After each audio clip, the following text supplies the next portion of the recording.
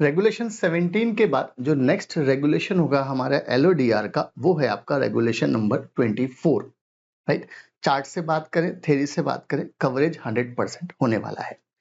तो भाई regulation number 24 है, और रेगुलेशन 24 क्या बोलता है? Corporate governance requirement with respect to subsidiary of listed entity. Listed entity है साहब टाटा मोटर्स, उसकी सब्सिडरी कोई कंपनी है, उसके लिए कॉर्पोरेट गवर्नेंस की रिक्वायरमेंट है। किस तरीके से रिपोर्टिंग होगी, किस तरीके से डिस्क्लोजर होगा, क्या बताना पड़ेगा, क्या आपको सारी की सारी सब्सिडीज के साथ जो भी ट्रांजेक्शन हुए हैं that needs to be disclose. तो ये सारी चीजें कहाँ बताई हैं आपको? रेगुलेशन नंबर 24 में। चल, तो रेगुलेशन नंबर 24 क्या बोलता है? Requirement with respect to board of the unlisted material subsidiary. ध्यान से क्या वर्ड लिखा है? अनलिस्टेड मटेरियल सब्सिडी की बात करी है इन्होंने। मतलब हम लिस्टेड मटेरियल सब्सिडी से मतलब नहीं है हमको, तो भाई अनलिस्टेड कंपनियों को खोजना है। प्राइवेट कंपनी हुई, अनलिस्टेड पब्लिक कंपनी हुई, उनकी यहां पर बात की गई है। तो लॉ ने बोला at least one independent director of the listed entity shall be the director on the board of the unlisted material subsidy weather incorporated in India और नॉट। सब एक भारत में कंपनी है, से for example Bata limited. Bata limited is a listed company. अब बाटा limited की कोई company है जो एक प्राइवेट कंपनी है या अनलिस्टेड पब्लिक कंपनी है, तो लॉ ने बोला वो कंपनी इंडिया में बनी हो अनलिस्टेड या प्राइवेट कंपनी, या भारत के बाहर बनी हो, उससे हमें फर्क नहीं पड़ रहा है, बट उस कंपनी में बाटा कंपनी का, लिस्टेड कंपनी का एक इंडिपेंडेंट डायरेक्टर इसके बोर्ड में होना चाहिए। ये पहली रिक्वायरमेंट है with respect to corporate governance of subsidies of listed entity. पहली बात। अब एक शब्द आया यहां पर मटेरियल सब्सिडरी। क्या वर्ड आया हमारे पास?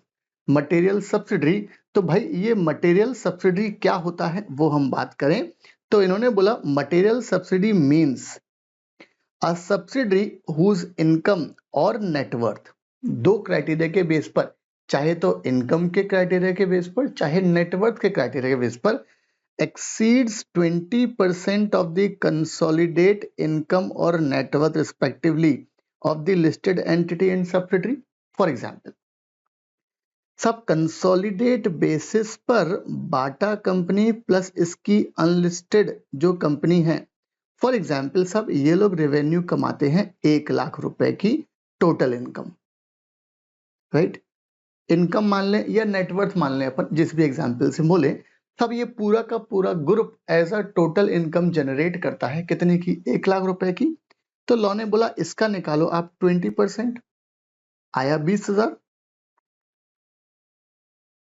अगर ये अनलिस्टेड कंपनी, अगर ये अनलिस्टेड कंपनी 20,000 से ज्यादा की इनकम जनरेट, अगर ये unlisted private company, unlisted public company, weather incorporated in India और आउटसाइड इंडिया, अगर ये 20,000 रुपए की इनकम से ज्यादा, क्यों?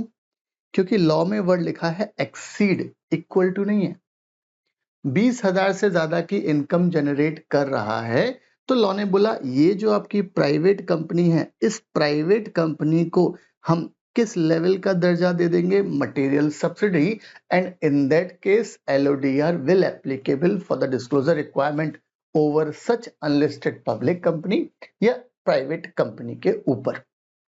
नहीं समझ में आया? फिर से बात करें। रेगुलेशन नंबर 24 लिस्टेड एंटिटी के लिए बात नहीं करता। रेगुलेशन नंबर 24 बात करता है corporate governance of the subsidies of the listed company. Subsidy को पकड़ के चल रहा है। फर्स्ट पॉइंट क्या बोल रहा है कि भाई जो भी आपकी लिस्टेड एंटिटी है, उसका जो भी इंडिपेंडेंट डायरेक्टर है, वो अनलिस्टेड कंपनी या प्राइवेट कंपनी जो इंडिया में बनी है या इंडिया के बाहर है, उसके बोर्ड में होना चाहिए। First condition. अब मटेरियल सब्सिडी कैसे निकालोगे? तो उन्होंने बोला भाई जो भी आपका कंसोलिडेटेड ग्रुप का आपकी इनकम है या नेटवर्थ है, उसका निकालो 20%। अगर वो 20%, हमारे एग्जाम्पल में 20,000, 20,000 से ज्यादा की इनकम जनरेट करके दे रही है वो प्राइवेट कंपनी जो सब्सिडी है लिस्टेड की, तो उस प्राइवेट कंपनी को हमने क्या दर्जा दिया है? मटेरियल सब्सिडी या नेटवर्थ का। तो भी लॉ ने सेम चीज बोली है in the immediately preceding accounting year, right. ये तो हुआ first point. Review of financial statement and minutes of board meeting of unlisted subsidy, आपको उनके फाइनेंशियल स्टेटमेंट्स को रिव्यू करना है और उनके board meeting of unlisted company के मिनट्स को भी चेक करना है। जो भी आपने ऑडिट कमेटी बनाई थी भाई, सेक्शन नंबर 177 कंपनीज एक्ट का है और यहाँ पर रेगुलेशन नंबर कौन सा है, 18 है, जो डील करता है कंपनीज एक्ट का सेक्शन कौन सा है यार, 177, और यहाँ रेगुलेशन नंबर कौन सा है, 18, जो डील करता है ऑडिट कमेटी से। The audit committee of the listed entity, आपको रिव्यू करना है financial statement related to the investment made by the company, जो भी इन्वेस्टमेंट किए हैं उस इन्वेस्टमेंट के रिस्पेक्ट में फाइनेंशियल स्टेटमेंट को चेक करना है, जिम्मेदारी है आपकी। और आपको मिनट्स भी चेक करना है। मिनट्स मतलब सब जो भी बोर्ड मीटिंग हुई है उनमें क्या डिस्कशंस हुए हैं वो भी एक बार पढ़ लो यार। Of the unlisted material subsidy shall be placed of the meeting of the board of the listed entity, आपको वहां पर ये रखना पड़ेगा। डिस्क्लोजर ऑफ सिग्निफिकेंट, तो भाई फर्स्ट पॉइंट में हमने क्या बात करी है, फर्स्ट पॉइंट में हमने बात करी है कि जो भी आपकी अनलिस्टेड मटेरियल सब्सिडी है उनके रिस्पेक्ट में आपको क्या करना है, सब हमें आइडेंटिफाई करना है कि भाई कौन कौन सी हमारी मटेरियल सब्सिडी है। दूसरी बात, फिर हमने बात करी मिनट्स को चेक करने की, फिर हमने बात करी सब ऐसे डिसीजन जहां फाइनेंशियल स्टेटमेंट जिसमें इन्वेस्टमेंट की बात हो। आगे, disclosure of significant transactions of unlisted subsidiary. Significant transaction means any individual transaction that, एक तो हमने देखा मटेरियल सब्सिडी का criteria, that is 20% of income और नेटवर्थ। और सिग्निफिकेंट ट्रांजेक्शन क्या होता है, तो भाई सिग्निफिकेंट ट्रांजेक्शन में individual transaction that exceed 10% of the total revenue और टोटल एक्सपेंसेस और टोटल एसेट्स और टोटल लायबिलिटी। इन चारों के फिगर निकालो, इन सबका 10% निकालो। अगर कोई भी इंडिविजुअल ट्रांजैक्शन किसी भी लिमिट को क्रॉस कर रहा है तो फिर उसके केस में, एज द केस में भी, उस पर्टिकुलर ट्रांजैक्शन को हमने क्या बोला है, सिग्निफिकेंट ट्रांजैक्शन, राइट। तो सिग्निफिकेंट ट्रांजैक्शन की डेफिनेशन क्या है कि भाई अगर आप इनकम के एंगल से बात कर रहे हो तो 10% ऑफ द टोटल इनकम या टोटल एक्सपेंसेस या टोटल एसेट्स या टोटल लायबिलिटीज, कोई भी नेचर ऑफ ट्रांजैक्शन है अगर वो 10% को क्रॉस कर रहा है, राइट। रेवेन्यू की बात करें, कोई मैंने फॉर एग्जांपल साहब मेरी कंपनी ने कोई पर्टिकुलर ट्रांजैक्शन करा है या कोई खर्चा किया हमने, राइट। तो हमने टोटल एक्सपेंसेस हमारे हैं मान के चलो 10 लाख के। अब हमने किसी पर्टिकुलर कोई हमने एक्सपेंसेस किया है तो साहब लॉ ने बोला क्या वो एक्सपेंसेस इसका 10% है, से 10% से ज्यादा है क्या, यस ज्यादा है। अगर ज्यादा है तो उसको हम क्या बोलेंगे, significant transaction, right. Total revenue, कोई ट्रांजैक्शन किया, कोई हमने सेल इफेक्ट करी है या कोई पर्टिकुलर ट्रांजैक्शन करा है, अगर वो टोटल रेवेन्यू का 10% से ज्यादा है तो उसको हमने क्या बोला, सिग्निफिकेंट ट्रांजैक्शन। एसेट्स लायबिलिटी सबका आपको इस तरीके से चेक करना है। तो भाई हमारे पास दो चीजें हैं इस रेगुलेशन में। एक चीज बोलती है मटेरियल सब्सिडी का क्राइटेरिया 20% ऑफ, दो चीजें income and net worth IN। But significant transaction में हमारे पास चार चीजें हैं, 10% of what, 10% of income, expenses, assets, liability. याद करने का तरीका क्या है, प्रॉफिट एंड लॉस को याद कर लो, बैलेंस शीट को याद कर लो, काम खत्म, राइट, सिंपल लॉजिक। तो ये है हमारा कौन सा वाला यार, रेगुलेशन नंबर 24 की जो हमने बात करी है एक बार का। Second chart, requirement for reduction of share holding below 50% in material subsidy except by passing a special resolution in the general meeting, a listed entity shall not dispose of share in the material subsidy resulting in reduction of share capital to less than 50%। अरे भाई subsidiary हो तो 51% की तो आपकी already holding है, and अगर आप अपनी होल्डिंग को कम कर रहे हो, 50% से कम कर रहे हैं, मतलब आप सब्सिडी नहीं रहोगे, तो लॉ ने बोला ऐसा कोई भी काम करना है तो पहले भैया किससे अप्रूवल लो, शेयर होल्डर से अप्रूवल लो। इंपॉर्टेंट चीज है। बट अगर डिसइन्वेस्टमेंट वाला कंसेप्ट चल रहा है, इसके लिए कोई अप्रूवल की रिक्वायर्ड नहीं है। या ceases to exercise the control over the subsidy, या फिर आपका कंट्रोल नहीं रहा, सीधी बात है भैया, शेयर कैपिटल कम हो रही है 50% से, ये आपका कंट्रोल नहीं रहा उस सब्सिडी कंपनी के ऊपर लिस्टेड एंटिटी का, तो लॉ ने बोला दोनों में से कुछ भी है, स्पेशल मालिक को बुलाओ। अरे भाई जनरल मीटिंग करोगे, जनरल मीटिंग में आपको क्या पास करना है, स्पेशल रिजोल्यूशन। हाउएवर कोई भी स्पेशल रिजोल्यूशन रिक्वायर्ड नहीं है where such disinvestment is made.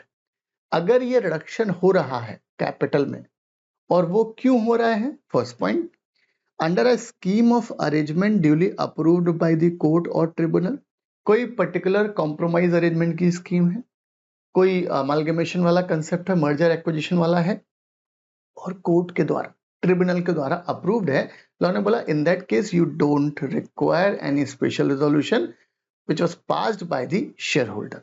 एक बात, या फिर कोई रिजोल्यूशन प्लान है approved under section 31 of the IBC 2016, disclosed to the recognized stock exchange within 1 day of the resolution plan being approved by the members, right? Creditors या जो भी ने अप्रूव किया है, सीधी बात है साहब, दो केस में जनरली आपको क्या करना है, तो लॉ ने बोला भाई जनरली आपको एसआर पास करना है अगर आपने अपनी होल्डिंग कम किया है, या आपका अब उस पर्टिकुलर सब्सिडी पर कंट्रोल नहीं रहा, तो एसआर पास करो। बट अगर डिसइन्वेस्टमेंट दो तरीके से हो रहा है, कौन कौन सा तरीका है यार, अगर दो तरीके से डिसइन्वेस्टमेंट हो रहा है, पहला तरीका क्या बोल रहा है कि भाई कोई भी कोर्ट ने या ट्रिब्यूनल ने स्कीम अप्रूव करी है, या आईबीसी 2016 में सेक्शन 31 में अगर रिजोल्यूशन प्लान अप्रूव्ड हुआ है, इन दोनों केस में you don't require any special resolution. तो फर्स्ट चार्ट रेगुलेशन में हमने क्या बात करी थी, पहला पॉइंट मटेरियल सब्सिडी आइडेंटिफाई करने का, दूसरा पॉइंट मिनट्स को रिव्यू करना है, फाइनेंशियल स्टेटमेंट इन्वेस्टमेंट वाले को चेक करना है, तीसरा पॉइंट सिग्निफिकेंट ट्रांजैक्शन। 24 रेगुलेशन 24 के सेकंड चार्ट में फर्स्ट पॉइंट क्या दिखाया हमने देखा है कि भाई आपने अगर 51% से कम सब्सिडी में कोई स्टेक सेल करी है, या आपने कंट्रोल अपना खोया है, सीजेस टू कंट्रोल, तो लॉ ने बोला भैया एसआर पास करो, मेंबर्स को बुलाओ, बात करो। डिसइन्वेस्टमेंट क्राइटेरिया है, इग्नोर मारो।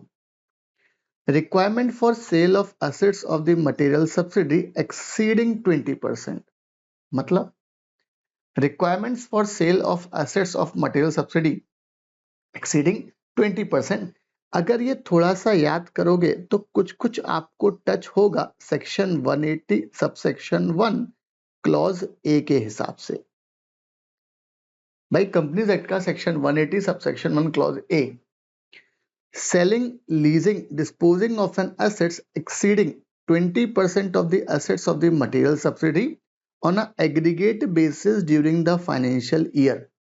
ऐसा कोई भी काम कर रहे हो, in that case you need to approved by the shareholder by way of special resolution, right?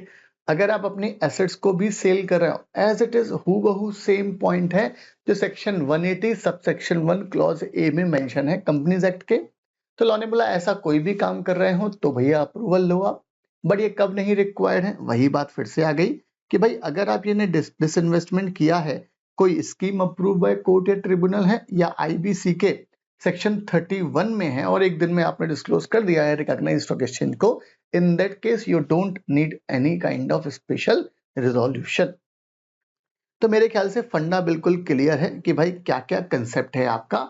Regulation number 24 में याद रखने वाली चीजें बहुत सारी है। Significant transaction 10%, material subsidy 20%, material subsidy 20% का है आपके पास में।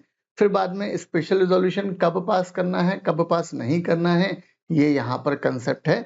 तो कुल मिलाकर साहब ये आपको चीजें याद रखने वाली बात है। चले, तो ये तो था हमारा रेगुलेशन नंबर 24 जो हमने बात करी है।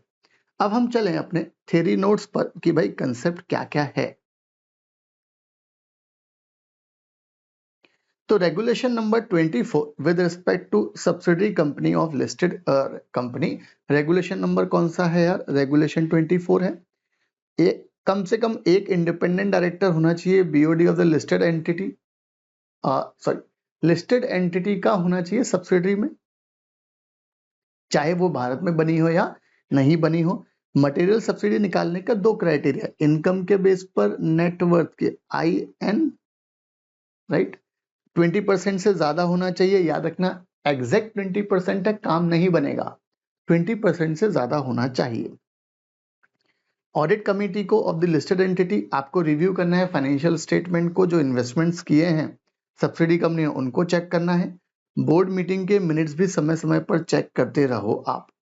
The management of the unlisted subsidy should bring to notice of the board of the listed entity a statement of all the significant transaction जो किए हैं, और significant transaction 10% of profit and loss को याद करो, total revenue, total expenses, balance sheet में assets liabilities. तो 4 चीजों की बात करी है, 1, 2, 3 और 4, और ये भी 10% से ज्यादा है, 10% का क्राइटेरिया नहीं है, एक्सीड 10% है।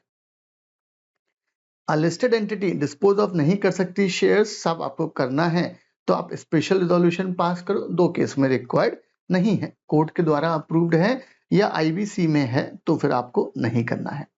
Selling, disposing, leasing of assets वाला क्राइटेरिया है, 20% से ज्यादा कर रहे हो आप तो फिर आपको SR की रिक्वायरमेंट है। इन 2 केस में रिक्वायर्ड नहीं है, सेम केस है, कोर्ट ट्रिब्यूनल की अप्रूवल है तो अलग बात है, मतलब ऑर्डर है, अप्रूवल है, या फिर अगर आपका कोई वो है रिजोल्यूशन प्लान बनाया है तो अलग बात है, राइट। चल 7th point, where a listed entity has a listed subsidy, अगर लिस्टेड एंटिटी की सब्सिडी भी लिस्टेड है which is itself a holding company, the provision of this regulation shall apply to the listed subsidy in so far as it is apply to the subsidies are concern. Law ने बोला listed entity है, उसकी कोई subsidy है वो भी listed है। अब क्या रेगुलेशन 24 नहीं लगेगा क्या? लॉ ने बोला लगेगा, हम तो ये मान के प्रोविजन लगाएंगे जैसे कि आप अनलिस्टेड सब्सिडी हो, सिंपल, राइट। Regulation number 24। अब कॉर्पोरेट गवर्नेंस रिपोर्ट जो होती है शेड्यूल 5 ऑफ द रेगुलेशन, वो बात करें, the annual report shall contain additional disclosure relating to corporate governance. The following disclosure shall be made in the section on a corporate governance of the annual report, a brief statement on the listed entity. भाई code of governance, आपने psychology क्या है आपकी, किस तरीके से आप काम करते हैं, फिलॉसफी क्या है आपकी, वो सब आपको बताना है। बीओडी के बारे में the following shall be disclose, that is composition क्या है और कैटेगरी ऑफ डायरेक्टर क्या है। कैटेगरी इन द सेंस भाई प्रमोटर है, एग्जीक्यूटिव है, नॉन एग्जीक्यूटिव है, independent non executive, nominee director, ये सब आपको देखना है। अटेंडेंस, डायरेक्टर साहब कब कब आते हैं। Number of other BOD committee in which director is a member और chairperson, number of BOD meeting held और date on which it is held, disclosure between the director inter se. तो ये सारी चीजें आपको चेक करनी है। Audit committee, brief description of terms of reference, composition, name of member, chairperson, meeting, attendance during the year. Nomination and remuneration committee, brief description of terms of reference, composition, name of member, chairperson, meeting, attendance during the year, performance evaluation criteria for independent director. Stakeholder relationship committee, name of the non-executive director, heading the committee, ये सब बताओ आप। मतलब अलग अलग committee के बारे में आपको डिस्क्लोजर देना पड़ेगा। डेजिग्नेशन क्या है कंप्लायंस ऑफिसर का, कितनी कंप्लेंट मिली है, कितनी अनसॉल्व है, कितनी पेंडिंग है, ये सब बताओ। Risk management committee, brief description of the terms of reference, composition, name of the member, chairperson, meeting, attendance during the year, ये बताओ आप। जनरल बॉडी कहां पर हुई है, 3 पिछली general meetings. Whether any special resolution pass, क्या पिछले 3 AGM में कोई SR पास हुआ है। Whether any special resolution pass last year during through the postal ballot, person who conducted the postal ballot exercise, whether any special resolution is proposed to be conducted through postal ballot, procedure for the postal ballot, ये सारी चीजें आपको, और other disclosure भी आपको देने पड़ेंगे with respect to क्या कोई material significant related party transaction हुआ है। अगर कोई नॉन कंप्लायंस की है तो भाई कौन कौन सी पेनल्टीज लगाई हैं, रिस्ट्रिक्शंस, आपके रिस्ट्रिक्शंस इम्पोज करे गए वो बताओ, विसिल ब्लोअर पॉलिसी बनाई थी कंपनी में वो बताना है आपको, और कंप्लायंस किया है आपने वो बताओ, क्लॉज 49 जो हुआ करता था। Performance evaluations of the board and its directors, as such ये शेड्यूल 5 ज्यादा काम का नहीं है, बट ठीक है हमारे स्टडी मटेरियल में, इसलिए हमने इसको पढ़ा है। Companies act 2013 and SEBI LODR regulation 2015 make provision relating to evaluation of performance, किसका, बोर्ड का, इंडिविजुअल डायरेक्टर का, चेयरपर्सन का, कमेटी ऑफ बोर्ड का, specially NRC nomination and remuneration committee. Following provision, पहला section 134(3) requires statement of annual evaluation by board of its own performance and its committee। स्वयं का आप क्या करें साहब, मापदंड से आप तरीका आइडेंटिफाई करें कि किस तरीके का काम किया है। 178 एनआरसी के बारे में कि भाई आप आइडेंटिफाई करो ऐसे व्यक्ति को जो डायरेक्टर बन सकते हैं, और schedule 4 talks about the performance evaluation of ID. Similarly, SEBI LODR regulation also cover provision relating to functions of board, performance evaluation of directors, role of nomination NRC and committee। तो overall ये है हमारे पास कौन सा वाला यार, regulation 24, जो हमने सारी की सारी बात की है कि भाई क्या क्या कंसेप्ट होने वाला है इसमें। चले रेगुलेशन 24 के बाद आगे चलें तो एक है आपके पास छोटा सा रेगुलेशन, और वो है आपके पास रेगुलेशन नंबर 13। रेगुलेशन नंबर 13 क्या बोल रहा है, ग्रीवेंस रिड्रेसल मैकेनिज्म। आपके पास क्या तरीका होगा अगर कोई कंप्लेंट्स वगैरह आई है उसको सॉल्व करने का क्या तरीका है, that is called grievance redressal mechanism. Regulation number कौन सा है, 13। The listed entity shall ensure that it is registered on the scores platform in order to handle the investors complaint। SEBI ने एक स्कोर प्लेटफॉर्म दिया है, उस प्लेटफॉर्म पे जाके कोई भी इन्वेस्टर्स, कोई भी व्यक्ति कंप्लेंट डाल सकता है किसी लिस्टेड कंपनी के अगेंस्ट में। तो वो आपको ध्यान रखना है कि लिस्टेड कंपनी लिस्ट आउट हो स्कोर्स प्लेटफॉर्म पे, तभी तो वो डायरेक्ट डाउन में ऑप्शन आएगा सिलेक्ट करने का।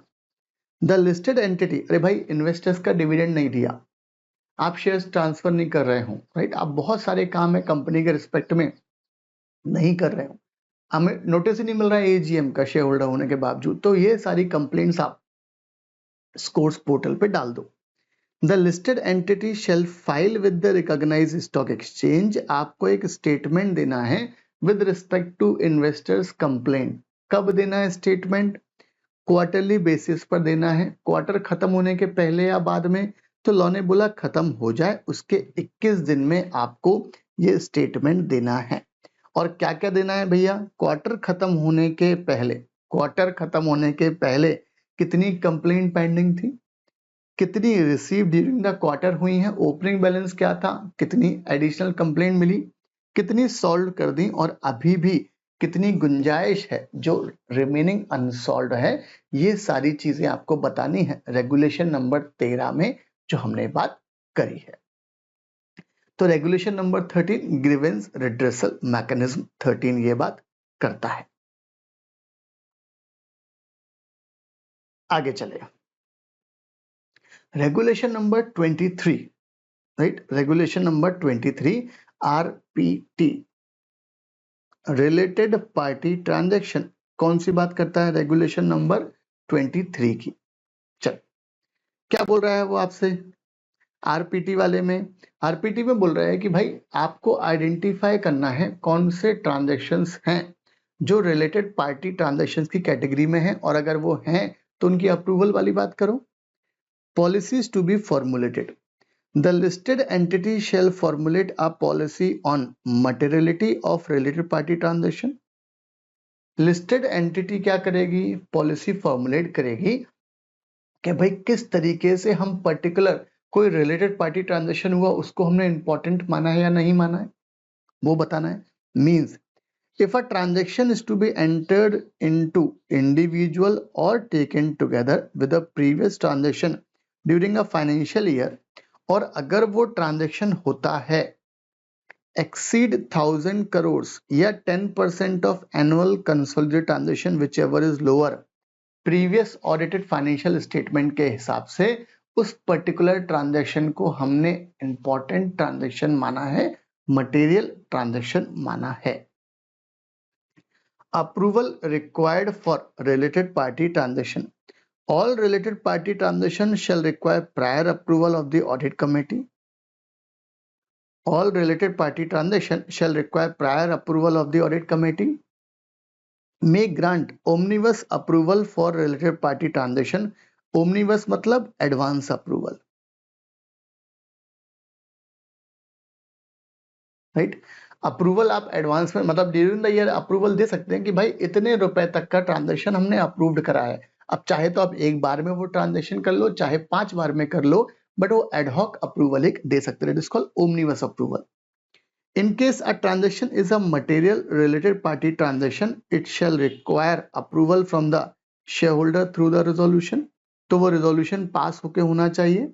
The related party shall not vote to approve such resolution. Obviously यार आप खुद रिलेटेड हो उस पर्टिकुलर ट्रांजैक्शन में, तो in that case you are the interested person for this transaction, तो आप उस ट्रांजैक्शन के लिए वोट नहीं डालोगे। सिंपल लॉजिक है, बेसिक कॉन्सेप्ट है ये, राइट। तो रेगुलेशन नंबर 23 क्या बोल रहा है कि भाई किस किस तरीके से काम होगा, वो यहां पर बात बोल रहा है। चले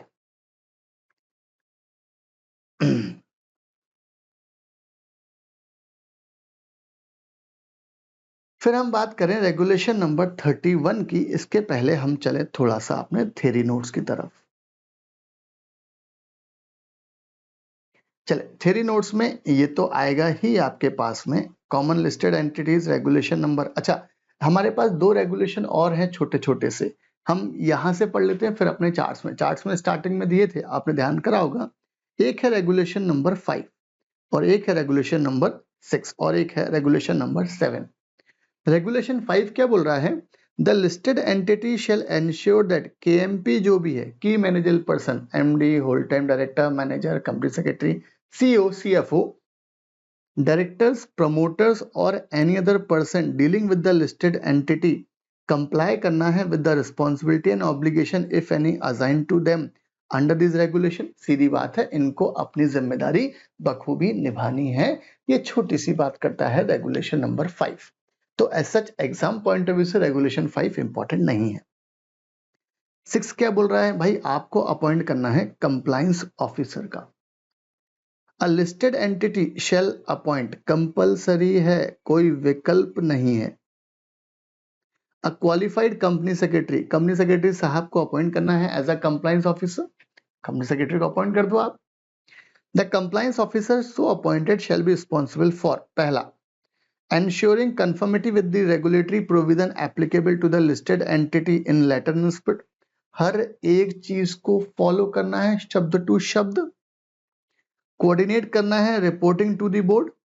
ensuring that correct procedures have been followed that would result in correctness of information filed by the listed entity under this regulation।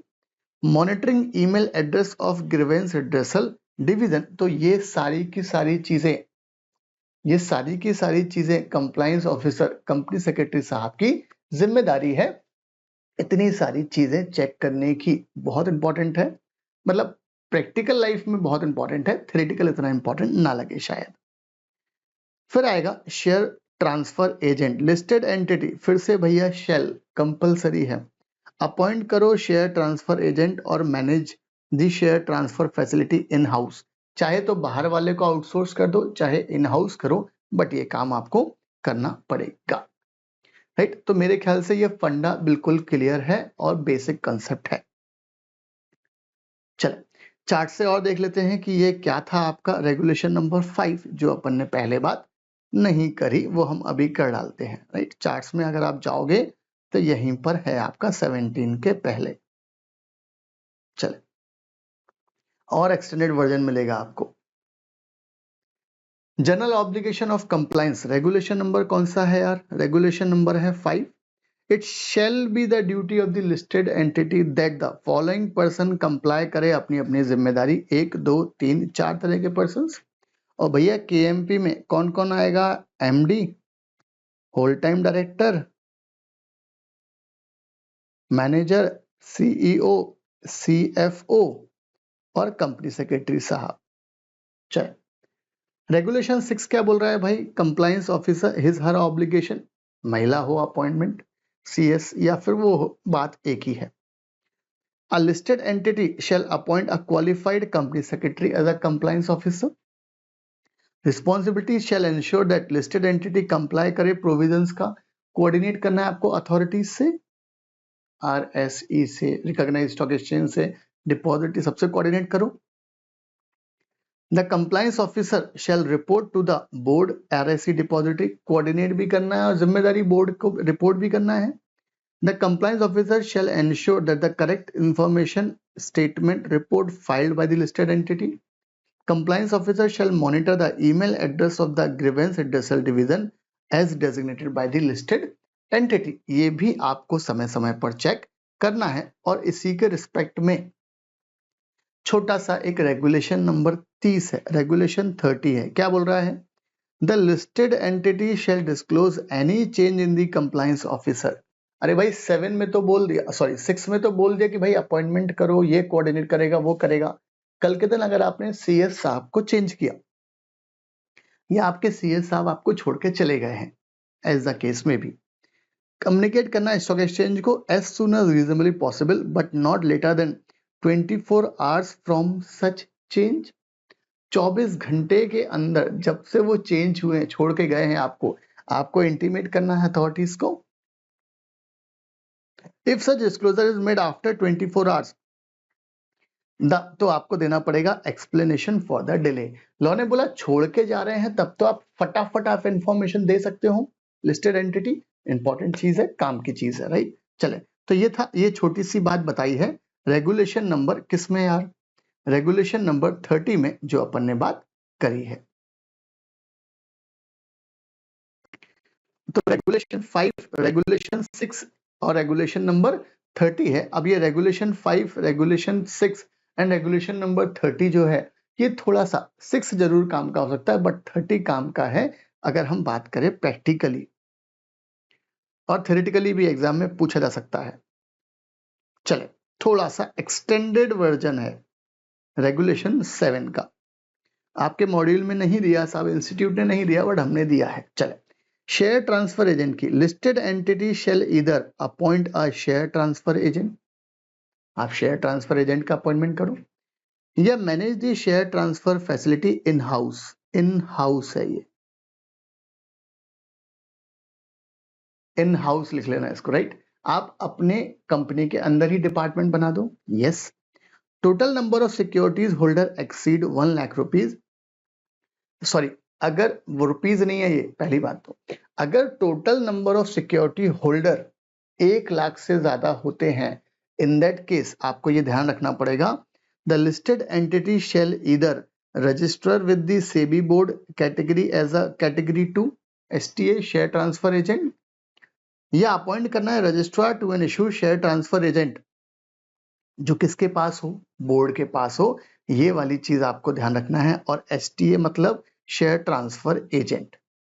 The listed entity shall ensure that all activities in relation to the share transfer facility are maintained either in house, या तो भैया खुद अपना maintain करो या किसी को outsource करो, और by the registrar to an issue RTA STA registered with the board, और उनको ही करना जो ऑलरेडी रजिस्टर्ड है। The listed entity shall submit a compliance certificate, आपको क्या करना है भाई?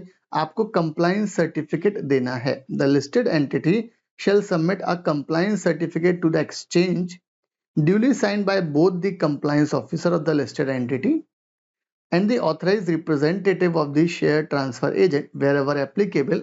कितने दिन के अंदर? 30 दिन के। 30 दिन कब से?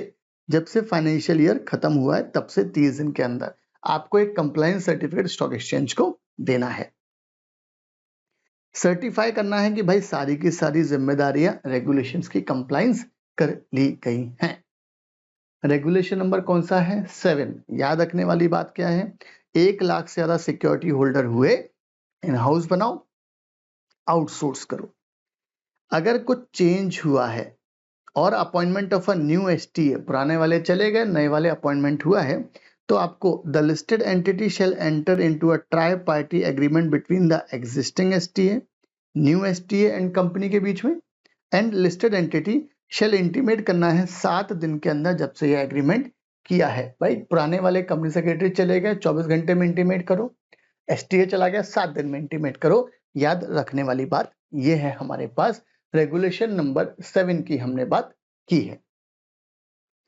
चलो भाई, तो रेगुलेशन 5 हो गया, रेगुलेशन 6 हो गया, रेगुलेशन 7 हो गया, रेगुलेशन 17 हो गया है आपके पास में, रेगुलेशन 24 हो गया है, रेगुलेशन 13 और 23 भी हो गया है। चल अब हम बात करें 31 की। रेगुलेशन 31 क्या बोल रहा है? Holding of specified securities and share holding pattern. हम पहले एक काम करते हैं, पहले हम पूरा का पूरा चार्ट से पढ़ लेते हैं, फिर अपना थ्योरी से पढ़ लेंगे। Holding of specified securities and share holding pattern, submission of share holding pattern. The listed entity shall submit to the stock exchange. किसको सबमिट करना है आपको? स्टॉक एक्सचेंज को। A statement showing holding of securities and share holding pattern क्या है, ये आपको submit करना है स्टॉक एक्सचेंज को। 1 day prior to the listing of securities on the stock exchange, right? सब लिस्टिंग के पहले, एक दिन पहले सबमिट करना है आपको। ये तो हो गई डेली डे वाला कंसेप्ट। जब आपने ये तो एक बार हुई कंसेप्ट। क्वार्टरली बेसिस पर 21 दिन में सबमिट करना है। और अगर कोई कैपिटल रिस्ट्रक्चरिंग हो रही है लिस्टेड एंटिटी की, और जिस कैपिटल रिस्ट्रक्चरिंग में 2% से ज्यादा का चेंज है, तो फिर भैया 10 दिन में कम्युनिकेट करना है।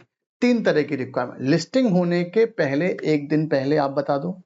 अच्छा, ये तो ही वन टाइम कंप्लायंस जो जिंदगी में कभी एक बार करना पड़े।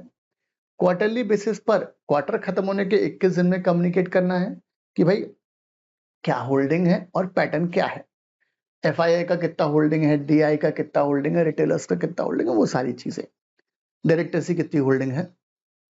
तीसरी बात, ओकेशनली होगा, ये एक्स्ट्राऑर्डिनरी इवेंट है। अगर कोई कंपनी ने कैपिटल रिस्ट्रक्चरिंग करी है और उस कैपिटल रिस्ट्रक्चरिंग के चलते 2% से ज्यादा का चेंज हो रहा है होल्डिंग में, तो भी आपको 10 दिन में इंटीमेट करना पड़ेगा। प्रमोटर शेयर होल्डिंग कौन से फॉर्म में होना चाहिए? डीमैट फॉर्म में। The listed entity shall ensure that 100% of the share holding of the promoter और प्रमोटर ग्रुप डीमैट फॉर्म में होना चाहिए, and the same is maintained on a continuous basis, जैसा कि बोर्ड ने बताया हो। ये तो भाई बेसिक फंडा है। अरे भाई फिजिकल फॉर्म में थोड़ा ना काम होगा, डीमैट में काम होगा ना यार। आगे, in case a listed entity which has listed their specified securities on SME exchange, याद करो SME exchange, BSE SME NSE emerge अलग अलग exchange है। The above statement shall be submitted on a half yearly basis within 21 days from the end of each half year. अगर कुछ ऐसा हुआ है चेंज, वो भी SME exchange के अंदर लिस्टेड कंपनीज में, राइट, उनका स्टेटमेंट हाफ ईयरली बेसिस पर आपको देना है 21 दिन के अंदर। बट नॉर्मल में कब देना है भाई? क्वार्टरली बेसिस पर। मेन बोर्ड में लिस्ट आउट हो तो क्वार्टरली बेस पर, एसएमई में हो तो 21 दिन के अंदर, वो भी हाफ ईयरली बेसिस पर। वो रेगुलेशन कौन सा है आपका? वो रेगुलेशन 6 बोलता है, राइट, अलग बोलता है। और ये कब बोलता है आपका? 31 बोलता है। सॉरी, ये भी 31 बोलता है, वो भी 31 है, क्वार्टरली एंड हाफ ईयरली का। चले, एक और रेगुलेशन है, रेगुलेशन नंबर 33 है, फर्स्ट चार्ट है इसका। तो लॉ ने बोला भाई फाइनेंशियल स्टेटमेंट की बात करी गई है, अब यहां पर भी डिस्क्लोजर रिक्वायरमेंट है यार। क्या बोल रहा है आपसे कंसेप्ट में? वो जो भी फाइनेंशियल रिजल्ट है shell be prepared on the basis. अच्छा, फाइनेंशियल रिजल्ट्स कंपनी बनाएगी तो आपको अकाउंटिंग स्टैंडर्ड्स और वो सब चीजें कंप्लायंस करनी पड़ेगी। चले, the financial result shall be prepared on the basis of accrual accounting policies, uniform accounting practices को फॉलो करना है आपको, पहली बात। Manner of approval authentication of financial results the quarterly financial result shall be approved by the BOD. Quarterly financial result कौन approve करेगा? BOD. Sign कौन करेगा? Chairman, MD, whole time director, any other person authorised by the BOD. ये चीज आपको ध्यान में रखनी है। फिर सबमिट करना है किसको यार? स्टॉक एक्सचेंज को। फिर सबमिट किसको करना है आपको? स्टॉक एक्सचेंज को। साइन तो यही करेंगे, या तो चेयरमैन साहब साइन करें, चेयरपर्सन ऑफ द बोर्ड, या एमडी, होल टाइम डायरेक्टर, या किसी व्यक्ति को जिसको बोर्ड ने ऑथराइज किया है वो भाई साहब साइन करें। Duty of the auditor, auditor की ड्यूटी की बात करें अपन, right. Duty of the statutory auditor की बात करें कि भाई क्या क्या जिम्मेदारी होंगी सीए साहब के ऊपर भी, वो वाली चीज है हमारे पास। The statutory auditor of a listed entity shall undertake a limited review of the audit of all listed entity companies whose accounts are to be consolidated with the listed entity as per AS 21 के हिसाब से। ये चीज आपको ध्यान में रखनी है। तो duty of the statutory auditor की बात है। ये हुआ हमारे पास रेगुलेशन नंबर कौन सा है यार? 31 की 33 की फर्स्ट चार्ट जो हमने बात करी है। अब 33 का जो सेकंड चार्ट है वो थोड़ा सा याद रखने वाला ज्यादा है। ये बोल रहा है लिस्टेड एंटिटी शेल सबमिट, आपको क्वार्टरली और ईयर टू डेट। आपने ध्यान दिया होगा भाई, listed company quarterly result declare करती हैं अनऑडिटेड, और ईयरली तो डिक्लेयर करने ही पड़ते हैं। Shall stand alone financial statement to the exchange within 45 days of the end of each quarter other than the last quarter. पहले 3 quarter, first second third quarter का रिजल्ट आपको declare करना है क्वार्टर खत्म होने के 45 दिन के अंदर, राइट। अप्रैल, मई, जून, जुलाई में आपको, जुलाई 15 अगस्त तक आपको डिक्लेयर करना है anyhow. The listed entity has subsidiaries, the listed entity shall submit quarterly और year to date consolidated financial statement भी देना है, ऑडिटेड हो या ना हो उससे फर्क नहीं पड़ रहा है। सब्सिडीज हैं तो उनके भी रिजल्ट मिला लो उसमें, और साल के अंत वाला 60 दिन के अंदर देना है। फर्स्ट क्वार्टर पहले 3 क्वार्टर का 45 दिन के अंदर from the end of the quarter, और लास्ट वाले क्वार्टर का 60 दिन के अंदर from the end of financial year along with the audit report to the stock exchange. The listed entity shall also submit a part of its standalone or CFS for the half year by way of note statement of cash flows for the half year। ये चीज आपको देनी है, ये चीज important है हमारे पास, right. क्या बोल रहा है वो? लिस्टेड एंटिटी सबमिट करेगा कौन से यार? स्टैंडअलोन। स्टैंडअलोन मतलब आप खुद के फाइनेंशियल स्टेटमेंट दो, अगर आपकी सब्सिडीज कंपनी है तो उनका CFS भी आपको देना है for the half year by way of note, explanatory note, statement of cash flows for the half year, ये आपको प्रोवाइड करना पड़ेगा। तो 33(1) फर्स्ट चार्ट, 33(2) सेकंड चार्ट की हमने बात कर ली है। चलो थ्योरी नोट्स में देखें एक बार क्या क्या है वहां पर। 33 की बात कर ली है हमने, 33 फर्स्ट चार्ट, 33 सेकंड चार्ट की बात हमने कर ली है। चल ये आगे आपकी क्वार्टरली कंप्लायंस की बात है 13(3). अच्छा ये हमने बात कर ली है ऑलरेडी, कौन सी वाली यार? ये ग्रीवेंस रिड्रेसल मैकेनिज्म की, याद करो ये वाली चीज हम डिस्कस कर चुके हैं। फिर 31 में क्या बोल रहा था? Holding of specified security share holding pattern आपको देना है, लिस्टिंग होने के एक दिन पहले देना है, क्वार्टरली में 21 दिन, और कैपिटल स्ट्रक्चरिंग हुई तो 10 दिन में, बट 2% से ज्यादा का। देखो भाई एक्सीडिंग 2% है, 2% नहीं है। फिर 33 में हमने बात करी है कि भाई आपको क्या करना है, आपको 45 डेज में क्या करना है, आपको क्वार्टरली रिजल्ट डिक्लेयर करना है, 33 थी। अच्छा ये बात, ये वाली कंप्लायंस की बात करिए तो ये क्वार्टरली आ गई। और 32(2) क्या बोल रहा है? A listed entity shall submit to the stock exchange the following statement on a quarterly basis। ये भी क्वार्टरली बेसिस है। For public issue, right issue, preferential issue, indicating deviation if any in the use of the proceeds। अरे भाई मेरी company ने कोई right issue लेकर आए, मेरी कंपनी ने बोला था इससे हम फर्दर एक्सपांशन करेंगे। लॉ ने बोला यार आपने वो पैसा आया था जो 6,000 करोड़ रुपए, वो आपने डेट में यूज कर दिया, बोला क्या था हम नई फैक्ट्री लगाएंगे, तो डेविएशन है, वो बताओ हमको। As stated in the offer document or explanatory statement to the notice of general meeting as applicable, indicating category wise variation, capital expenditure, sales, marketing, working capital between projected utilization of fund made by it in an offer document or explanatory statement to the notice of general meeting as applicable, ये सारी चीजें आपको intimate करना पड़ेगा। तो summary क्या है भाई, कॉर्पोरेट गवर्नेंस 21 दिन में, पेंडिंग लिटिगेशंस वगैरह 21 डेज में, शेयर होल्डिंग पैटर्न 21 दिन 10 दिन वाला है, क्वार्टरली बताना है 45 दिन में, और डेविएशन हुआ तो ये क्वार्टरली बताना है आपको, करेक्ट। चल आगे चलें चार्ट से। अब कौन सा यार, regulation number 29, prior intimation of board meeting का जिक्र है। Intimation of for certain specified event, अगर कुछ स्पेसिफाइड इवेंट होता है तो आपको एडवांस में बताना पड़ेगा। Shall be giving at least 2 working days in advance, आपको बताना है कब, एडवांस में 2 दिन पहले। About the board meeting in which the any of the following proposal is due to be considered. Issue of convertible securities, बताओ भाई। Fund raising by way of FPO, right issue, ADR, GDR, proposal for buyback of securities, proposal for voluntary delisting by listed entity from the stock exchange, declaration of dividend, proposal for declaration of bonus shares, ये सारी चीजें 2 दिन advance में आपको बताना है, इनमें से कोई भी काम अगर करना है।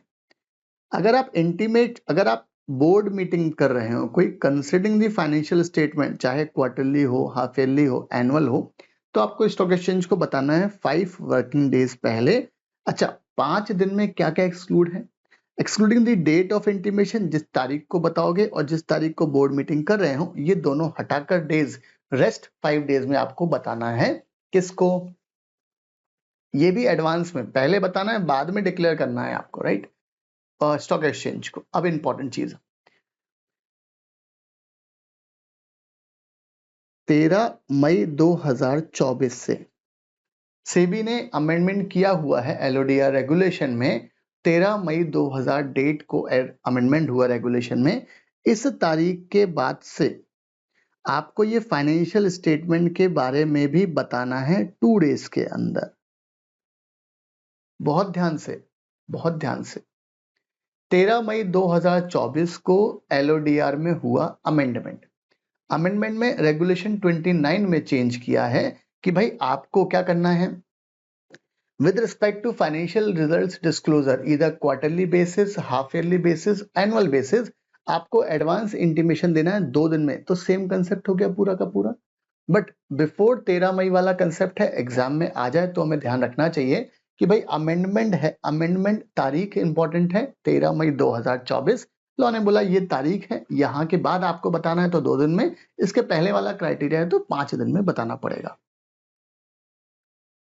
Intimation of board meeting for considering certain alteration, अगर कुछ ऑल्टरेशन कर रहे हो, alteration in the form of securities that are listed on the stock exchange, तो आपको 11 दिन पहले बताना है। Alteration on the date on which the interest on debentures bond redemption amount redeemable debenture bond shall be payable, इन date में कोई change कर रहे हो तो आपको 11 दिन पहले बताना पड़ेगा।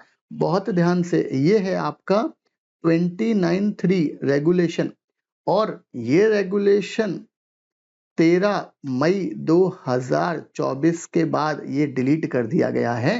तो अभी तक फॉर द टाइम बीइंग तो ठीक है, आपको याद होना चाहिए कि भाई कंसेप्ट क्या क्या है, बट आपको डेट भी याद होना चाहिए कि साहब रेगुलेशन 29(3) आफ्टर 13th, मतलब फ्रॉम 13th मई 2024 से ये रेगुलेशन को डिलीट कर दिया गया है। तो अब आपके एग्जाम के पॉइंट ऑफ व्यू से काम का है भी और नहीं भी है, डेट हमको याद रखनी है। एग्जाम में क्वेश्चन पे दिमाग देना है आपको कि एग्जाम में क्वेश्चन कब का बोल रहा है वो। चले फिर हम बात करें साहब रेगुलेशन 42 की, record date, date of closure of transfer book. Regulation कौन सा है यार, 42। देखो 29 में ये है हमारे पास,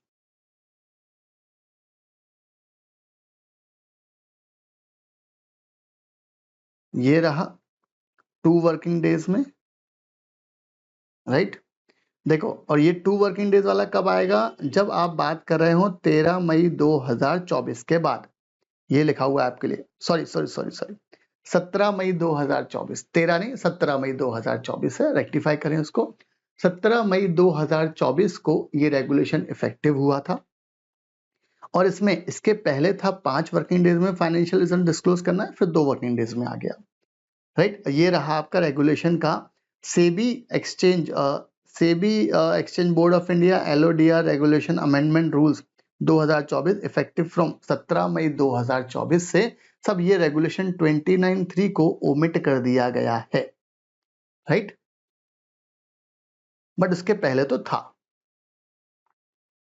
चले आगे बात करें, कौन सा वाला कंसेप्ट है हमारे पास, 42 intimation of record date in certain cases. आपको इंटीमेट करना है किसको, स्टॉक एक्सचेंज को, at least 7 working days. Declaration of dividend, issue of right shares, bonus shares, issue of shares for conversion of debenture, corporate action like merger, demerger, split, bonus shares etcetera. आपको सारी की सारी चीजें इनमें से कोई भी तरीके का काम करना है भैया 7 दिन में आपको इंटीमेट करना है,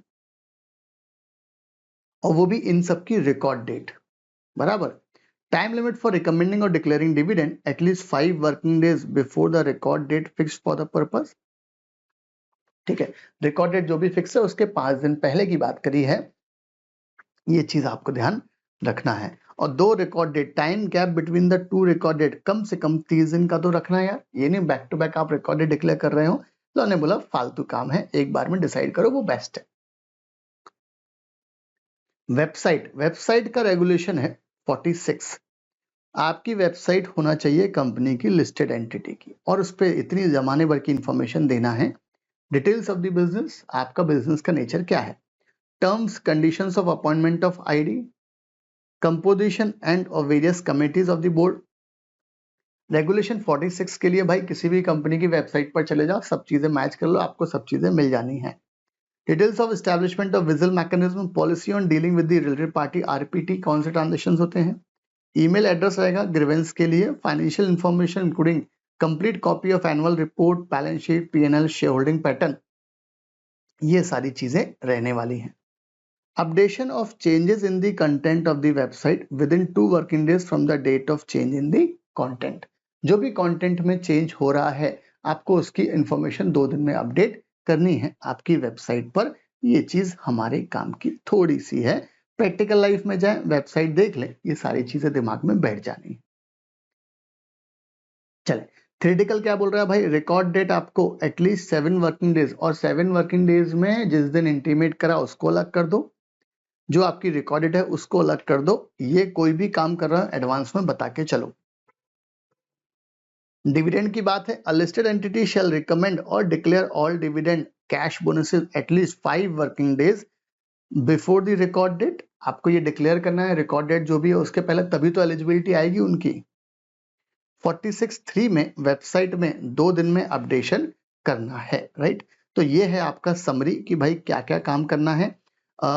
17 मई 2024 के बाद ये वाले पॉइंट पे फर्क पड़ गया, 2 वर्किंग डेज में बताना पड़ेगा, बाकी सारे point as it is same है। 7 दिन में रिकॉर्ड डेट वाला कंसेप्ट बताओ, और 11 डेज वाला 29(3) ओमिट हो चुका है, राइट। चल,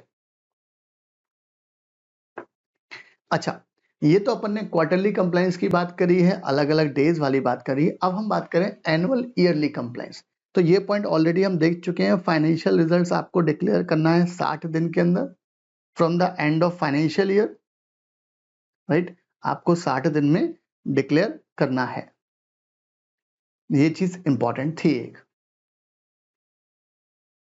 चले भाई, चार्ट्स में अब नेक्स्ट है आपका कमेटी का जिम्मा।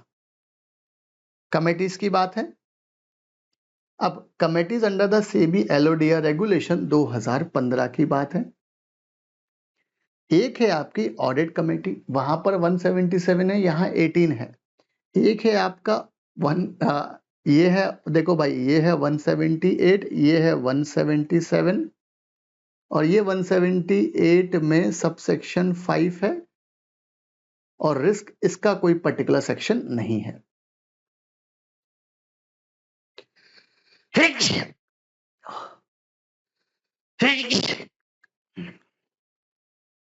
चले, ऑडिट कमेटी में सेक्शन 177 है कंपनीज एक्ट में। यहां रेगुलेशन कौन सा है? 18। 19 में एनआरसी है और 178 में एनआरसी है और 20 में यहां पर stakeholder relationship committee regulation 20 है, बट कंपनीज एक्ट में 178 सबसेक्शन 4 में जिक्र है। चले शुरू करें ऑडिट कमेटी का प्रोविजन। पहले, mandatory for every listed entity to constitute an audit committee shall have a minimum 3 director. कितने डायरेक्टर होंगे? मिनिमम 3 डायरेक्टर होंगे। Out of this at least 2/3 shall be the independent director. 2/3 क्या होंगे आपके? Independent director. Mandatory for every listed entity आपको constitute करना है audit committee की बात। Shall have a minimum 3 director. कितने डायरेक्टर होंगे? मिनिमम 3 डायरेक्टर होंगे। एक बात, उसमें से 3 में से 2/3 क्या होंगे? Independent director. In case of a listed entity having outstanding SR equity shares, special rights जो मिलता है, the audit committee shall comprises of independent director only. Power and functions of AC, investigate करेगा कोई भी एक्टिविटी को, कोई भी information ले सकता है किसी भी एम्प्लॉय से, बाहर वाले से लीगल एडवाइस ले सकते हो आप, कोई मना नहीं है, और secure attendance of outsiders with the relevant expertise, ये चीजें आपको चेक करनी है। जो भी सारे के सारे मेंबर्स होंगे ऑडिट कमेटी के वो पढ़े लिखे होंगे बॉस, और एक मेंबर होगा जिसको अकाउंटिंग और रिलेटेड फाइनेंशियल एक्सपर्टीज होगी, जिसको जो भी चेयरमैन चेयरपर्सन होगा ऑडिट कमेटी का वो इंडिपेंडेंट डायरेक्टर और प्रेजेंट होना पड़ेगा एजीएम में compulsory. Conduct of meeting of AC, भाई साल में 4 बार करो और गैप 2 मीटिंग के बीच में 120 दिन ज्यादा नहीं होगा। ये तो बोर्ड मीटिंग वाला सिस्टम हो गया, यहां भी देखा था हमने, वहां भी सेम है। कोरम 2 और 1/3 एज इट इज सेम है 174 के हिसाब से। वहां पर कितनी थी? 2 और 3 और 1/3। यहां पर कितना है? 2 और 1/3। ऑडिट कमेटी में invite at the meeting of the audit committee finance director को, हेड ऑफ इंटरनल ऑडिट को, या रिप्रेजेंटेटिव ऑफ द ऑडिटर साहब को, या head of the finance function को। इनको हम कमेटी की मीटिंग में इनवाइट कर सकते हैं। आप आए, डिस्कशन होगा, बात होगी, आगे बात बनने वाली है, राइट। तो ये कौन सा है भाई रेगुलेशन नंबर? ये है आपके पास रेगुलेशन नंबर 18 की जो हमने बात करी है। रेगुलेशन नंबर 19 क्या बोल रहा है? एनआरसी। एनआरसी का काम क्या है? आपको भैया आपको आइडेंटिफाई करना है कौन कौन व्यक्ति ज्यादा केपेबल है नॉमिनेशन, और उनको कितना रेम्युनरेशन मिलना चाहिए उनके फंक्शन के हिसाब से। Let's call NRC. Regulation number कौन सा है? 19। It is mandatory for the BOD of every listed entity to constitute a NRC. Composition क्या होगा इसमें? 3 डायरेक्टर होंगे, जैसे ऑडिट कमेटी में 3 डायरेक्टर वैसे यहां भी, जिसमें से 2/3 आईडी होंगे, जैसा ऑडिट कमेटी में वैसे यहां पर भी ये था। All are non executive director. Chairman shall be the independent director, और प्रेजेंट कहां पर होगा? एजीएम में। कंसेप्ट सेम था, जैसा वहां था वैसा यहां है। एनआरसी साल में 1 बार मिलेगा, ऑडिट कमेटी साल में 4 बार मिलना है। कोरम क्या होगी? 2 और 1/3। यहाँ पे कोरम सेम है आपकी, बट यहाँ मीटिंग साल में 1 बार होगी एनआरसी की, वहां ऑडिट कमेटी की 4 बार। Whichever is higher, ID required है। The chairperson of the legal entity whether executive और non executive may be appointed as a member of NRC. बहुत ध्यान से। The chairperson of the listed entity whether executive non executive, वो बंदे को आप NRC में, अरे भाई कंपनी का चेयरपर्सन है मुकेश अंबानी, अब चाहे वो एग्जीक्यूटिव थे चाहे नॉन एग्जीक्यूटिव चेयरपर्सन थे, उससे मतलब नहीं है। आप एनआरसी का चेयरपर्सन नहीं बन सकते। कंपनी का चेयरमैन एनआरसी मीटिंग का चेयरपर्सन नहीं बन सकता, आप मेंबर बन सकते हो। तो मुकेश अंबानी जी जब एनआरसी की मीटिंग होगी तो वो क्या नहीं बन पाएंगे? यहाँ पर उस पर्टिकुलर मीटिंग के वो अपनी छोटी चेयर पे बैठे रहेंगे, बड़ी चेयर पे और कोई व्यक्ति बैठा रहेगा। but shall not chair the NRC. Stakeholder relationship committee SRC, भैया स्टेक होल्डर से आपको बातचीत करनी है, उनके दुख दर्द को दूर करना है. It is mandatory for every listed entity to constitute a SRC. Composition क्या होगा? Chairman shall be a non-executive director. BOD shall decide other members of the SRC. At least 3 director with at least one being a independent. इसमें भी 3 director होंगे, एक ID होगा. Shall be the member of committee, and in case of listed entity having outstanding SR equity share, at least 2/3 of the stakeholder relationship committee shall comprise of independent director. ये तो अपन ने बात कर ली है. Role क्या है इनका? भाई इनके रिस्पेक्ट में, इनके हित में काम करना है, चाहे शेयर होल्डर हो, डिबेंचर होल्डर और कोई सिक्योरिटी होल्डर. नाम से लग रहा है stakeholder relationship committee. Meeting साल में 1 करो, चेयरमैन की प्रेजेंस होगी. एज मतलब जो इनका जो स्टेक होल्डर रिलेशनशिप कमेटी का चेयरपर्सन होगा वो एजीएम में प्रेजेंट होगा. क्वेरी का आंसर कौन देगा? यही देंगे ना भैया. क्वेरी सॉल्व हुई कि नहीं हुई, राइट? चल, एक है हमारे पास रेगुलेशन नंबर 21 जो बात करता है आरएमसी की, रिस्क मैनेजमेंट कमेटी. रेगुलेशन कौन सा है यार? 21. It shall be mandatory for a listed entity to constitute the risk management committee only if covered within the top 500 listed entity determined on the basis of market capitalization at the end of immediately preceding financial year. ठीक है, तो आपको बनानी है committee. Composition of RMC. Senior executive of the listed entity may be appointed as a member of RMC. However, the majority of the members shall consist of the members of, जो भी senior में executive रहेगा listed entity का वो यहाँ member बन जाए RMC का. However, the majority of members shall constitute the member of the board. Only a director of the listed entity can be appointed as a chairman of the RMC. चले, तो ये हो गए हमारे थ्योरेटिकल प्रोविजन जिसमें कुछ कुछ काम का था. अब हम बात करें अपना यहाँ पर थ्योरी से. एनुअल रिपोर्ट की बात बाद में करते हैं, पहले अपन बात करते हैं अपनी किसकी? कमेटी. आपका कमेटी का, राइट? टाइप्स ऑफ कमेटीज जो जो बनती हैं.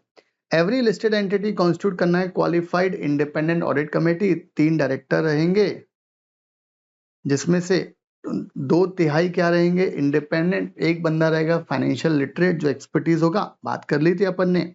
जो भी चेयरपर्सन होगा ऑडिट कमेटी का शेल बी इंडिपेंडेंट डायरेक्टर और वो एजीएम में प्रेजेंट रहेगा शेयर होल्डर्स की क्वेरी का आंसर देने के लिए. कंपनी सेक्रेटरी साहब पार्ट होंगे किसका? ऑडिट कमेटी का. मीटिंग साल में 4 होंगी, 2 मीटिंग के दरमियान गैप मैक्सिमम 120 जन होगा. कोरम सेम एज 174, 2 और 1/3 व्हिचएवर इज हायर, एक आईडी प्रेजेंट रहेगा. फिर ये आपके पास कंपैरिजन है कि भाई एलओडीआर में क्या है और लिस्ट 177 ऑफ कंपनीज एक्ट में क्या है कंसेप्ट, राइट? ये आपको पता है. फिर एनआरसी की बात है. एनआरसी में 3 बंदे नॉन एग्जीक्यूटिव रहेगा सारे के सारे. 2/3 ऑफ द डायरेक्टर इंडिपेंडेंट रहेगा और chairman of the committee shall be independent person. Meeting कब होगी यार? तो साल में 1 बार मिलो. और कोरम कितनी होगी? 2 और 1/3 whichever is higher, same concept है. प्रोवाइडेड दैट जो भी चेयरमैन है लिस्टेड एंटिटी का, भले ही एग्जीक्यूटिव हो नॉन एग्जीक्यूटिव हो, वो ये एनआरसी का चेयरपर्सन नहीं बन सकता, मेंबर बन सकता है. बराबर है. Stakeholder relationship committee regulation 20 की हमने बात करी है. The chairperson of the committee shall be a non executive director. At least 3 director with at least one being an independent director shall be a member of the committee. The chairperson of the committee shall be present at the AGM और साल में 1 meeting होनी है. ये concept हमने. RMC की भी 1 ही meeting होनी है भैया. मिनिमम 3 मेंबर यहाँ भी रहेंगे जिसमें से 1 आईडी रहेगा, राइट? कोरम कितनी होगी? सेम 2/3, 2 और 1/3 वो वाला सिस्टम है, दैट इज कॉल्ड 2/3 बोलिए अपन ने. मीटिंग ट्वाइस कर लें आप ये. The meeting, abhi important, the meeting of the risk management committee shall be conducted in a manner that on a continuous basis, not more than 180 days shall lapse between any 2 consecutive meeting. After this, it's 210 instead of 180 days, right? 17 मई 2020 के बाद ये क्या है? अब 210 है।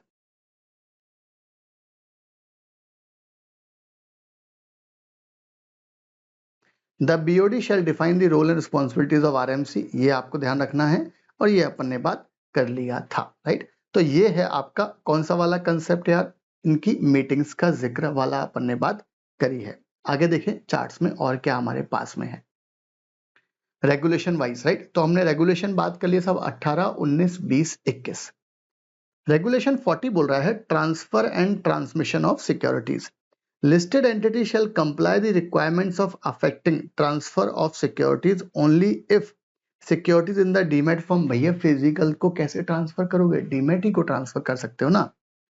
BOD of the listed entity में delegate the power of transfer of security, committee को दे दो इंफॉर्मेशन, कंप्लायंस ऑफिसर को दे दो, registrar to an issue, share transfer agent, इनको आप ये पावर डेलीगेट कर सकते हो। और जो भी रेगुलेशन 40 है shall apply subject to the provision contained in Securities Law and Companies Act के हिसाब से, राइट। ये तो चीज हो गई इनकी। फिर एक और है आपके पास restriction on number of committee in which a director can be a member. ये हम ऑलरेडी बात कर चुके थे कि भाई 10 कमेटी के मेंबर बन सकते हो, 5 में आप क्या बन सकते हो, चेयरपर्सन लिस्टेड के, right. The limit of committee on which a director में सर्व इन अ पब्लिक कंपनी, भले लिस्टेड हो नहीं लिस्टेड हो, इन सबको छोड़कर all other company including private company, ये सबको एक्सक्लूड करना है आपको, ठीक है। For the purpose of determination of limit आपको सिर्फ 2 ही कमेटी की बात करना है, एक तो ऑडिट कमेटी की और एक एनआरसी की कमेटी की बात नहीं करना है, उसमें आपकी लिमिट बढ़ सकती है। एग्जाम में सवाल पूछा जा सकता है कि भाई एक पर्सन है वो 10 कमेटी में, audit committee stakeholder relationship में वो मेंबर है, राइट, और एक एनआरसी भी एक्सेप्ट करना चाहता है, कर सकता है क्या, बिल्कुल कर सकता है। एनआरसी को इसमें काउंट नहीं करना है, बहुत ध्यान से। अदर कॉर्पोरेट गवर्नेंस रिक्वायरमेंट क्या बोल रहा है वो, थ्योरेटिकल प्रोविजन, बिल्कुल। रेगुलेशन कौन सा है 27, compliance with the discretionary requirement. The listed entity may at its discretion comply with the requirement specified in Part E of Schedule 2. Example, the internal auditor may report directly to the audit committee. The listed entity may appoint separate person to the post of chairman, managing director, CEO. आपको appoint करना है, pure theoretical provision है यार ये तो। Filing of compliance report on the corporate governance, आपको ये compliance, the quarterly compliance report shall be submitted with in 21 days from the, normally quarterly report 21 दिन में ही सबमिट करना है।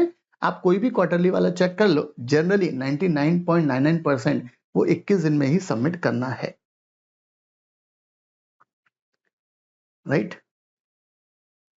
ये हो गया। फिर हमारे पास ये ऑलरेडी हम बात कर चुके हैं डेविएशन थ्योरेटिकल में, याद करो कि भाई आपने कोई पैसा रेज किया है bye way of public issue, right issue, preferential issue से, वो पैसा वैसे ही यूज करो जो ऑफर डॉक्यूमेंट में लिखा था, आपने और कहीं यूज कर दिया, डेविएशन दो, statement, right. Category wise variation दो, कैपिटल एक्सपेंडिचर क्या है, सेल्स, मार्केटिंग, वर्किंग कैपिटल, सब चीज बताओ। The statement shall be submitted on a quarterly basis and the statement shall be continued to be given till such time the issue proceeds have been fully utilized। जब तक वो पूरा का पूरा use ना हो जाए, जब तक आपको ये स्टेटमेंट देते रहना है। Disclosure of utilization of fund raised through preferential allotment, where a listed entity has raised fund through preferential allotment or QIP, QIP को 3 लिया, it shall disclose every year the utilization। अच्छा, ये डिस्क्लोजर होना है, ये कब होना है आपका, ईयरली डिस्क्लोजर होना है, राइट। ये चीज इंपॉर्टेंट है हमारे पास। तो ये है हमारा रेगुलेशन नंबर 32 की हमने बात करी है। फिर रेगुलेशन नंबर 34 है। 34 क्या बोल रहा है, 34 बोल रहा है भाई एनुअल रिपोर्ट की बात। The listed entity shall submit to the stock exchange publish on the website annual report, आपको देना है shareholders को with the notice of the AGM not later than the day of commencement of dispatch to the share holder मतलब सीधी बात है, वो notice के साथ में भेज देंगे एनुअल रिपोर्ट को। अगर कोई चेंजेस होता है एनुअल रिपोर्ट में तो revise report along with the details and explanation वो भी देना है आपको एजीएम होने के 48 घंटे के अंदर। The changes shall be sent not later than the 48 hours after the AGM. AGM होने के 48 घंटे के अंदर आपको वो भी देना पड़ेगा। क्या क्या रहेगा कंटेंट? ये वही कंटेंट है जो सेक्शन 92 में एनुअल रिपोर्ट में है यार। ऑडिटेड फाइनेंशियल स्टेटमेंट के बारे में जानकारी रहेगी, डायरेक्टर रिपोर्ट के बारे में रहेगा 134, CFS audited by the statutory auditor, CFS cash flow statement, consolidated financial statement, cash flow statement ये रहेगा, management discussion analysis report, BRR business responsibility report ये भी रहेगा। ये सब आपको देना है। Documents information to the share holder, regulation कौन सा है यार? 36। The listed entity shall send annual report to the holders of securities not later than 21 days before the AGM in any below manner। अच्छा, आपको ये एनुअल रिपोर्ट देना है members को। भैया सॉफ्ट कॉपी में दे दो, ईमेल एड्रेस पर आता है बिल्कुल PDF वगैरह या लिंक आती है। Hard copy of the statement containing the salient features of all the documents as prescribed under section 136 of companies act and the rules made thereunder to the share holder who have not so registered। Hard copies of full annual report to the share holder, जिन्होंने request किया है उनको भी आपको ये provide करना पड़ेगा। In case of appointment of new director और reappointment of a director the share holder must be provided with the following information. A brief resume of the director दो, nature of his expertise in specific financial functional areas दो, disclosure of relationship between the director inter se, name of the listed entity, ये सारी चीजें आपको देना है। Right, तो ये है हमारा कौन सा वाला कंसेप्ट यार, जो हमने ये बात करी है। एक कंप्लायंस वाली बात और है कि भाई अगर कोई डिफॉल्ट करा, कॉन्ट्रावेंशन हुआ रेगुलेशंस का, तो क्या होगा, वो सारी चीजें है। एक टॉपिक छोटा सा, contravention of the regulation. The listed entity, अगर लिस्टेड एंटिटी ने या किसी व्यक्ति विशेष ने जिसने कोई कॉन्ट्रावेंशन किया इस प्रोविजन का of the SEBI LODR regulation shall, आपके ऊपर लायबिलिटी तो लगेगी जो भी सिक्योरिटीज लॉ में हुई, be liable to the following actions by the respective stock exchange in the manner, fine लगा देंगे, सस्पेंड कर देंगे ट्रेडिंग आपके इक्विटी शेयर्स की, freezing of promoter group holding of designated securities as the case में be applicable in coordination with depository. ये चीज आपको ध्यान में रखनी है। राइट, तो ये हमारा ओवरऑल कंसेप्ट हुआ। कौन सा वाला यार? अच्छा, एक सेक्रेटल ऑडिट कंप्लायंस रिपोर्ट आपको वो देनी है। थ्योरेटिकल प्रोविजन 24A की बात है। फिर ये आपके पास स्टडी मटेरियल में थ्योरेटिकल प्रोविजन है, वो है यहां पर। राइट, अब यहां पर आपको डेफिनेशन दी गई है कि भाई रिलेटेड पार्टी मतलब क्या। 23 में रिलेटेड पार्टी ट्रांजेक्शन देखा था, तो 23 में अच्छा रिलेटेड पार्टी की डेफिनेशन है, कहां पर है? रेगुलेशन 21ZB, बहुत लंबा है भैया याद करने के लिए। रिलेटेड पार्टी मतलब क्या?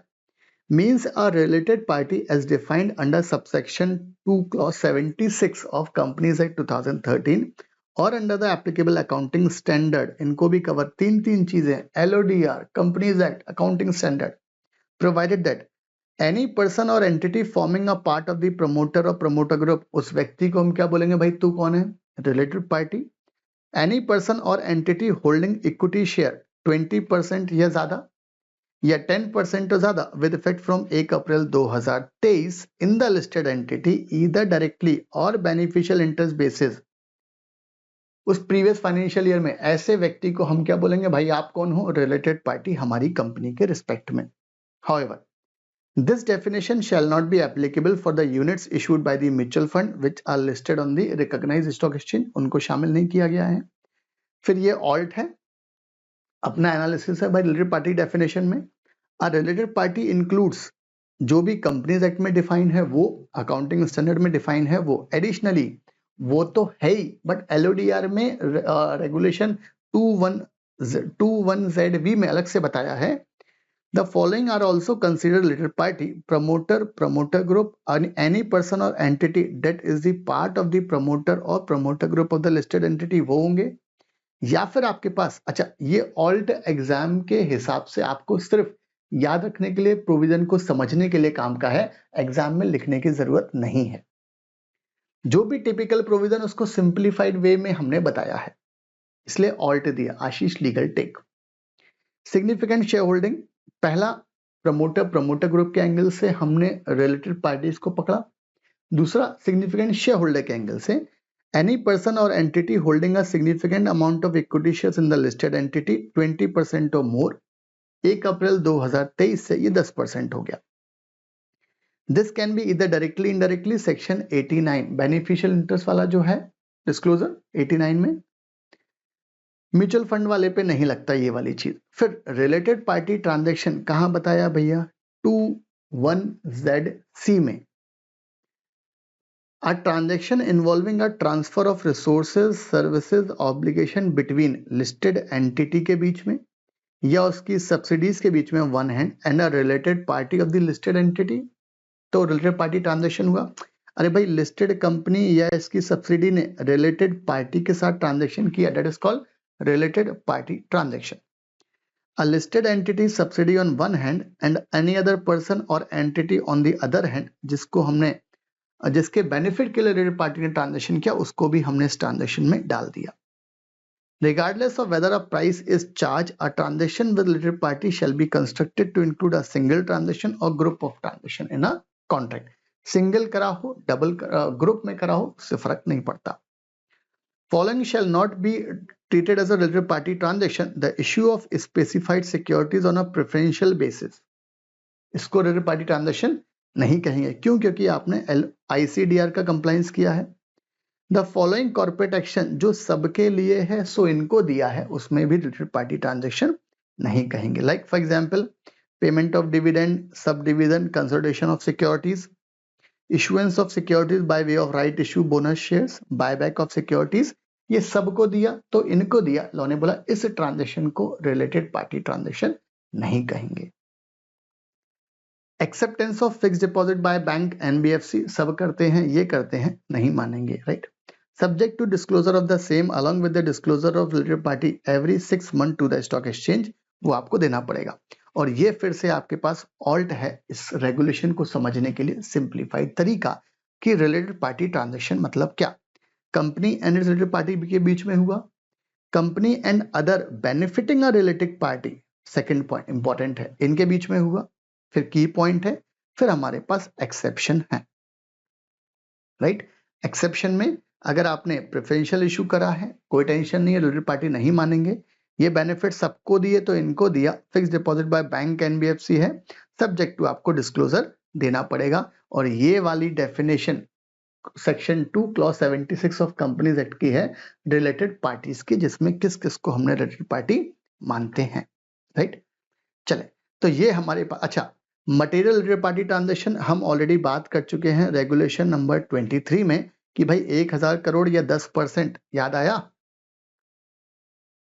राइट। अच्छा ब्रांड अगर मटेरियल थ्रेशोल्ड फॉर, अच्छा ये तो जनरल हो गई आपकी कि भाई 1000 करोड़ या 10% वाला।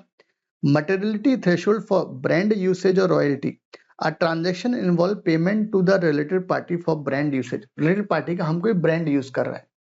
Or royalty is considered material if the aggregate value of transaction during the financial year exceed 5% of the annual consolidated turnover of the listed entity as per the latest audited balance sheet. फिर ये approval of audit committee आ गया, omnibus approval, advance में approval दे दिया अपन ने related party के बारे में। तो ये सारी चीजें, ये फिर से आपके लिए ऑल्ट आ गया। येलो में जो मार्क है वो ऑल्ट है, एग्जाम पॉइंट ऑफ व्यू से लिखना नहीं है, बट समझने के लिए सिंप्लीफाइड तरीके से प्रोविजन को इन डेप्थ एग्जाम्पल के साथ में ब्रेकडाउन करते हुए आपको समझाया है। चाहे तो आप यहां से रेफर कर लें, बट ये एड ऑन नहीं है कि साहब आपने ये भी लिख दिया, ऊपर वाला भी, नीचे वाला भी लिख दिया, नहीं ऐसा नहीं है। आप कोई एक लिख सकते हैं, चाहे तो आप ये लिख दे सिंप्लीफाइड तरीके से, प्रॉपर इसमें आपको बताया है, राइट। तो ये हुआ कंसेप्ट। अच्छा, The approval of audit committee and shareholder shall not be required in the following cases. अगर कोई ट्रांजेक्शन दो गवर्नमेंट कंपनी के बीच में हुआ, कोई बात ही नहीं है सरकारी में। ट्रांजेक्शन अगर कोई होल्डिंग और होली ओन में हुआ तो भी कोई बात नहीं है। transaction into between two wholly owned subsidiaries of the listed holding company whose accounts are consolidated with such holding company placed before the shareholders, तो भी कोई बात नहीं है। और भाई इसी के साथ में हमारा LODR कंप्लीट होता है पूरा का पूरा, राइट। मेरे ख्याल से बहुत सिंप्लीफाइड लगा होगा। ये हमने बात करी है किसकी यार, LODR की। Thank you.